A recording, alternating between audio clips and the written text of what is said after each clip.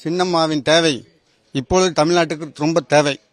சின்னம்மாவின் சொல்லும் செயலுக்கும் கட்டளையிட்டால் நாங்கள் செய்ய தயாராக இருக்கின்றோம். இந்த தேர்தலில் எறும்பு போல பணியாற்றப் போகிறோம், குதிரை போல பணியாற்றப் போகிறோம்.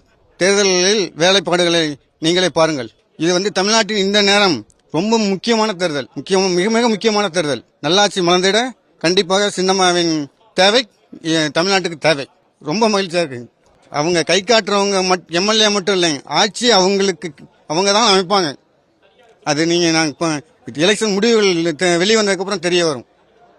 எப்படி சின்னம்மா கையசைக்க போறாங்க, எப்படி பண்ண போறாங்கிற விஷயம் இப்போ தெரியாது.